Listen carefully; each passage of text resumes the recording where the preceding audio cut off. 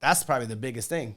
Like making sure you trust your team that they're going to get the job done, that they understand it. And if there is something that comes up, it's like, okay, I only have these amount of hours to get to the hard zogs. So let me make it count versus just sending them every single thing. Yeah. So I don't think our team They didn't need us. They didn't need us at all.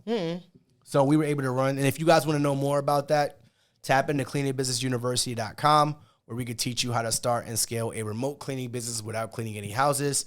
And if we got any master classes coming up, you go to Cleaning Business Masterclass, and we give you over an hour and a half full of game. And we got tons and tons of episodes about the cleaning business, how we run it, the structure on our podcast here. After the lodge, we flew to Cape Town, which is a whole different vibe from Johannesburg. We actually had met some people at the lodge that were in Cape Town before, and they're like, you're going to really like it, which I did. I did like Cape Town more than Johannesburg, but I couldn't tell you why.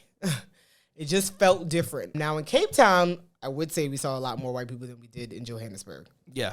Definitely. And I don't know if they reside more there. I have no idea. I don't have those stats, but we did see more of that there. We did all the things there, Table Mountain, Penguins, Cape Point. Actually, we didn't do Table Mountain itself because it was too windy, which is one of the 7 wonders of the world where you go all the way up with a cable car and kind of see. We didn't do it was too windy, but we did do a helicopter ride, which showed us the same thing. Equally as windy. Equally as windy, and kind of showed us the same thing, which was with Alani on the plane as well. She's around for everything, by the way, people. And I didn't know there were penguins in Africa. A lot of people say this. So that's what makes it an attraction, because penguins are usually in cold places, and it's like 70 degrees and they're on the beach. So that was very different to see. Yeah, that was an attraction that we went to. And then we did Robben Island. So Robben Island is where Nelson Mandela spent 17 years out of his 27 years of being imprisoned.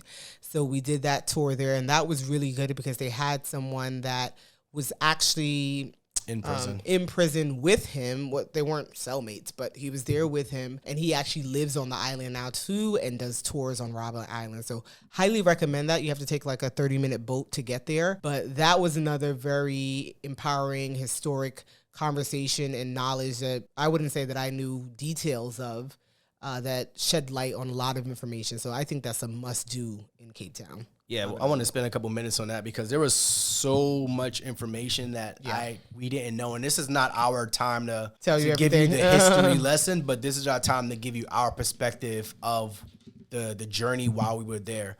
So Robben Island, it was a place where settlers, where people colonized Africa and pretty much imprisoned them on this island, starting in like the 1500s. It sounds like a history lesson. I'm just giving 1800s, 1500s, yeah. It started in the 1500s, where people were literally coming over, and kings and queens, they were banishing them to this island. Once they found out, all right, Africa has so many natural resources, people were colonizing it, people being, people.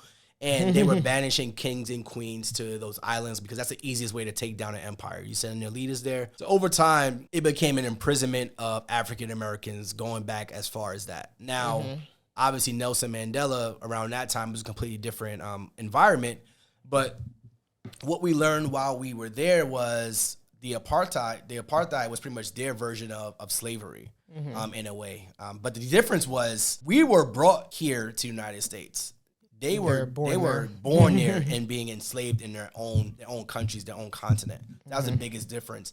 And when they were like, them being South Africans, like, no, this ain't cool. We ain't doing this no more. That's when the whole political movement and political arrest thing was kind of born. So they were banishing people who were kind of a lot of political prisoners were sent there, essentially. So anytime if you had too much to say, or if you basically was leading a pack, they're like, no, ma'am.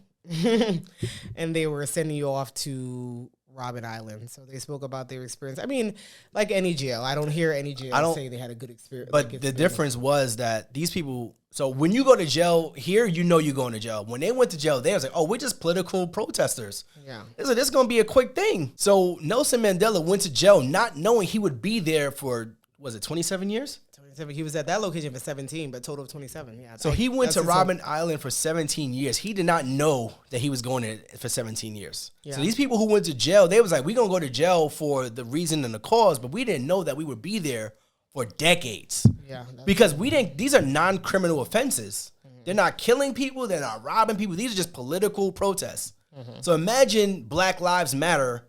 You're going to jail for 27 years. People who were protesting for Black Lives Matter, they didn't think that they were going to, if they knew they were going to jail, they knew it wasn't going to be for longer than a couple weeks, couple months, maybe a year. But we're talking 27 years.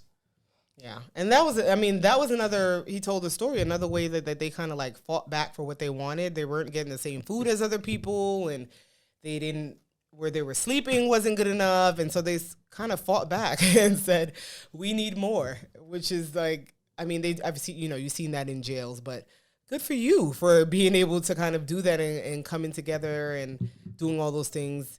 So it was a really good experience. We got a good balance of knowledge and information and history. We ate at lovely restaurants, had a good time. Alani still was able to enjoy her time at seeing different animals and doing different things. So it was a really good experience. This was our second time in Africa, technically. The first time we went to Morocco.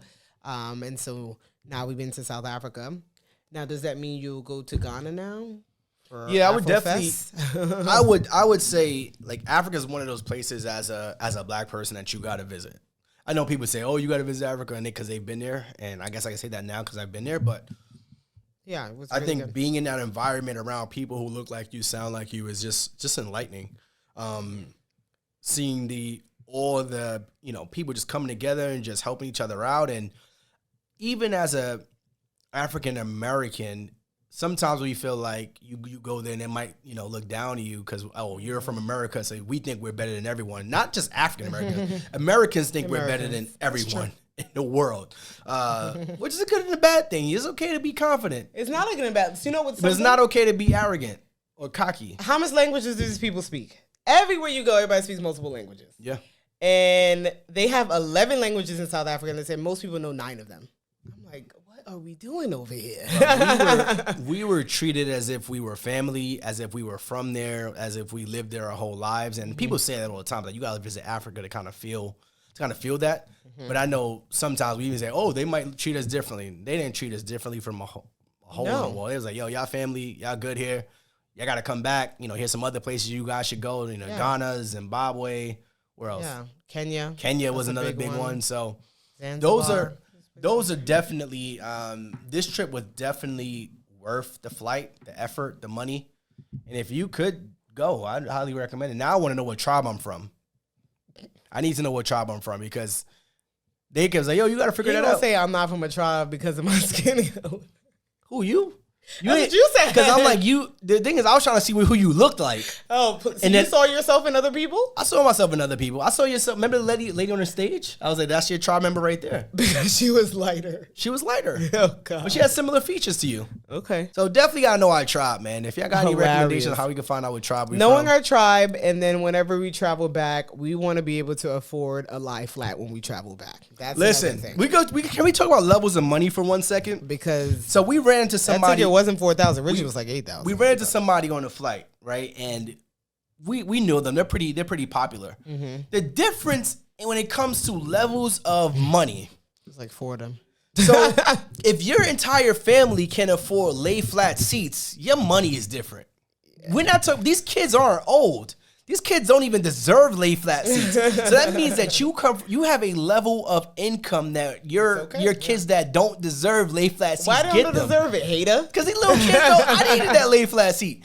So there are levels, and that's another thing too. Like I would love to get to the point where we're flying and we always got the lay flat seats. And that's not the thing. Is not buying the lay flat seats because you could buy it, but I don't want to have to buy it and think about it. Like if you're buying your whole family lay flat seats, how much is that again? Yeah, if you're buying your whole family lay flat seats and you don't think about it, that's the type of level, that's the type of income levels I would love to get. Not even just the income, the comfort levels, because I wouldn't mind flying to Africa if I had 16 hours on the lay flat.